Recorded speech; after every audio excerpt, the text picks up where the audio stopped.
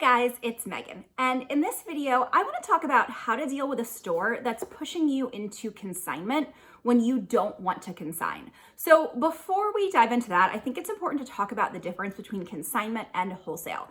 So when you wholesale your work, whether that's products, art, one-of-a-kind pieces, whatever it is, when you're wholesaling your work, what that means is that a store is going to buy outright. So they place an order, you ship them the work, they pay you either upon shipment, upon delivery, or sometimes something called net 30, which means that they have 30 days to pay you after they receive the order.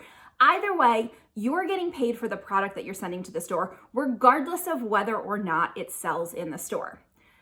Now let's contrast that with consignment. So in consignment, you essentially loan your work to the store, and then the store pays you if and only if the work sells. And typically most stores that consign, they're not going to pay you immediately, right? They're going to pay you 30 days after, or they're going to pay you at the end of the month where it sells, or whatever their bookkeeping process is.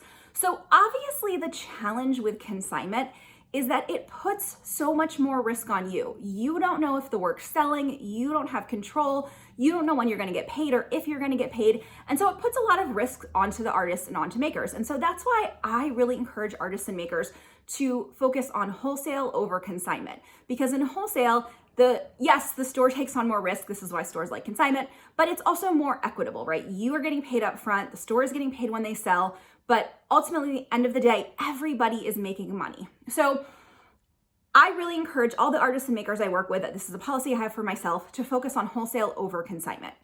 But what you're going to find is that sometimes when you reach out to stores, they're going to ask you if you're willing to consign. So some people in the beginning may want to consign because it's the only way to get into stores, but what I have found is that there are plenty of stores that are willing to buy your work wholesale if you're willing to stand firm. So here are 4 things that you should do if a store is trying to push you into consignment when you really don't want to.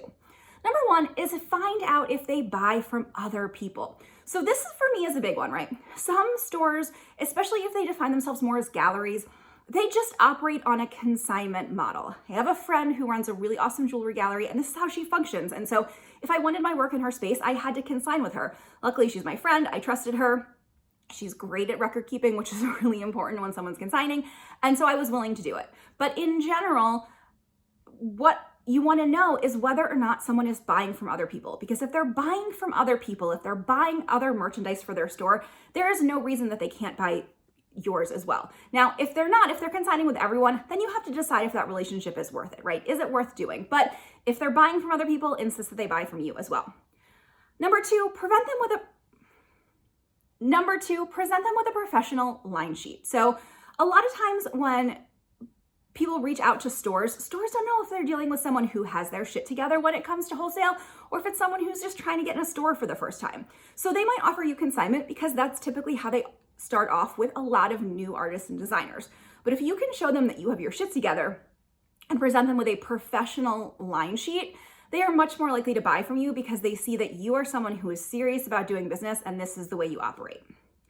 Number 3, have an exchange policy or offer to exchange. So this is a great way to get over buyer hesitancy, and it's something that I do a lot in my business. So when a store is looking at your work or thinking about your work, and they are not sure if a certain piece is going to sell or if they think they can move certain work, but they want to give it a try, you can always offer an exchange policy. So what I would always tell stores is get it in your store.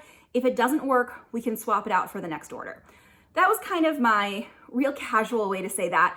In my terms and conditions on my line sheet, it's spelled out in a little more detail what that policy entails. I can honestly tell you, I very rarely had stores take me up on this. So here's the thing.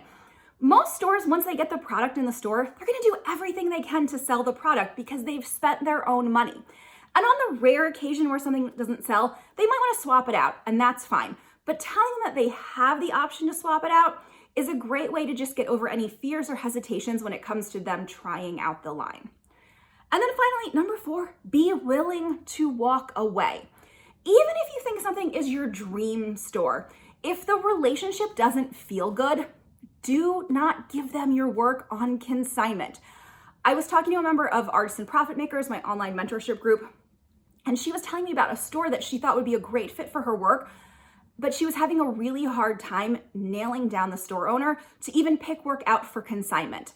And that was an immediate red flag for me, right? So if you can't even get a store owner to respond about what kind of work she wants, how is she going to be when it comes time to pay you?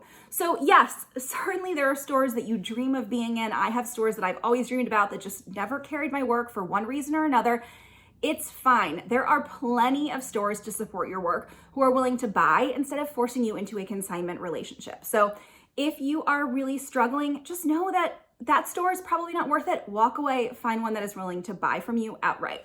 So those are some strategies you can use to deal with a store who's trying to push you into consignment. If you want to learn more about working wholesale, avoiding consignment, getting your line sheet and all your other professional shit together, I encourage you to check out my book, The Artist and Profit Maker's Guide to Selling to Stores. It's available in paperback, digital, and audio forms on my website at shop.meganalman.com. You can also find it at a certain big box online bookseller. I will link to both of those below. And if you want more tips on wholesale or any other aspects of running a business as an artist or maker, make sure you like and subscribe. Thanks, guys.